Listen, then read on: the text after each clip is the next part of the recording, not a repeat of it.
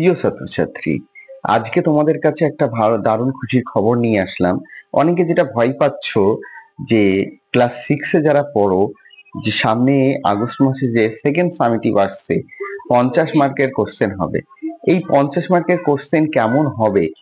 স্কুলে তো গরমের ছুটি পড়ে গেছে, সামার ভ্যাকেশন চলছে, এবং এই পরিস্থিতিতে আমরা সকলেই কিন্তু যারা ছাত্রছাত্রী শিক্ষার্থী তারা একটা মনের ভিতর কোথাও যেন একটা সংশয় কাজ করছে যে 50 মার্কের সিলেবাস তো এই বছর দিয়ে দিল, এর আগে তো কোনোদিন 50 মার্কের প্রশ্ন হয়নি, তাহলে কেমন হবে কোশ্চেন প্যাটার্ন?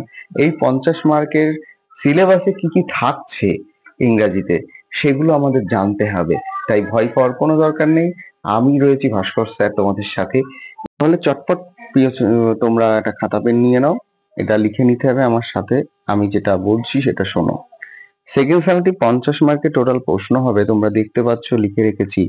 এখানে সময় পাবে 1.5 ঘন্টা। তাহলে এই 1.5 ঘন্টা বা 50 মিনিটে তোমাদের কি কি সিলেবাস থাকছে সেটা এই সম্পর্কে আমরা জানি। তাহলে তোমরা দেখো, প্রথমে আমি লিখে রেখেছি টেক্সট বুক, অর্থাৎ তোমরা যে ব্লুজুমস বইটা পড়ছো, যে টেক্সট বইটা পড়ছো, সেখান থেকে তোমাদের লেসন 5, 6, 7 এবং 8, এই 4টি লেসন, কোনো কোনো স্কুলে হয়তো 4 নম্বর লেসনটাও দেওয়া হয়।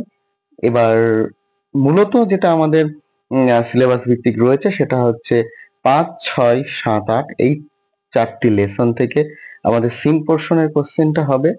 এটাই প্রশ্ন কেমন হবে দেখো, সাইডে লিখেছি টেক্সট বুকে যে ধরনের প্রশ্ন হয় সেই ধরনের প্রশ্ন হবে। আর কি থাকবে? আনসিন থাকবে, যেটা আমাদের টোটালি জানো, যেটা একটা অজানা তথ্য আমাদের সামনে তুলে দেয়, সেটা আমাদের লিখতে হয়।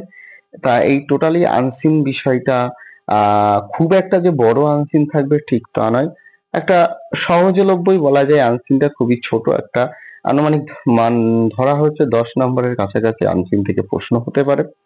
তা এই আনসিনটা থেকে কি কি প্রশ্ন থাকবে?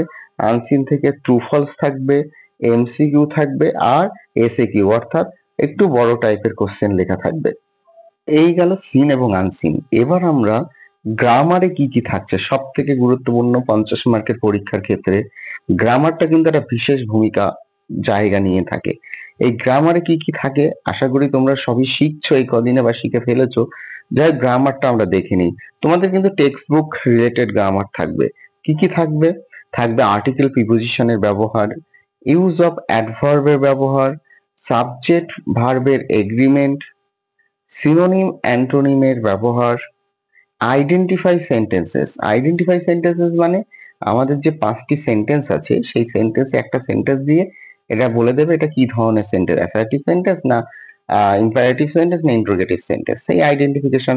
আর সবচেয়ে গুরুত্বপূর্ণ, তোমরা প্রত্যেকটা লেসনের শেষে দেখতে পাচ্ছ মেক সেন্টেন্স, অর্থাৎ কিছু কিছু শব্দ দিয়ে দেবে, সেই শব্দ থেকে তোমাদেরকে কিছু বাক্য রচনা করতে হবে, অর্থাৎ মেক সেন্টেন্স তৈরি করতে হবে। আর সর্বোপরি টেন্সটাও তোমাদের কিন্তু ভালো করে জানতে হবে, কারণ রাইটিং স্কিল লিখতে গেলে তোমাকে টেন্স তো রাখতেই হচ্ছে, তাই টেন্সটাও ভালো করে শিখতে হবে।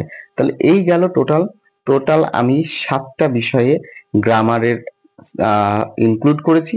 এবার তোমাদের স্কুলেও স্যাররাও রয়েছে, স্যাররাও হয়তো কিছু ইনক্লুড করতে পারে, কিন্তু মূলত এই কটা বিষয়ে আমি মনে করি ক্লাস 6 এর সেকেন্ড সামেটিভের জন্য একদমই অ্যাপ্রোপ্রিয়েট। এইগুলো থেকেই প্রশ্ন আসার সম্ভাবনা বেশি রয়েছে। এরপরে আসি রাইটিং স্কিল। রাইটিং স্কিলে সম্ভবত আসতে পারে প্যারাগ্রাফ এবং স্টোরি রাইটিং, এই দুটো জিনিস আমাদের ভালো করে শিখতে হবে। তা প্যারাগ্রাফ কি কি আসতে পারে চলো দেখি। তোমাদের টেক্সট বইয়ে দেখবা একটা প্যারাগ্রাফ রয়েছে রিভার নীল নিয়ে, the river Neil.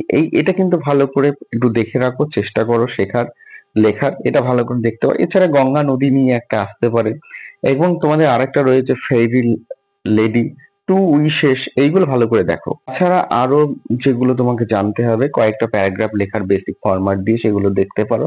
R স্টোরিগুলো basically তোমাদের যে বেসিক স্টোরি হয় সেগুলো তুমি দেখতে পারো, ভালো করে প্র্যাকটিস করো, আশা করি তোমাদের পরীক্ষায় ভালো নম্বর পাবে। আর একটা কি, রাইটিং স্কিল, গ্রামার এবং লেসনের সমস্ত অধ্যায় নিয়ে আলোচনা করা হয় এই ক্লাস নোট ইউটিউব চ্যানেলে, তাই পাশে থেকো, সাবস্ক্রাইব করে রেখো। প্রত্যেকটা অধ্যায় ভিত্তিক নিয়ে আমরা ভিডিও নিয়ে আসতে চলেছি, তাই মন দিয়ে পড়াশোনা করো, রেজাল্ট ভালো করো।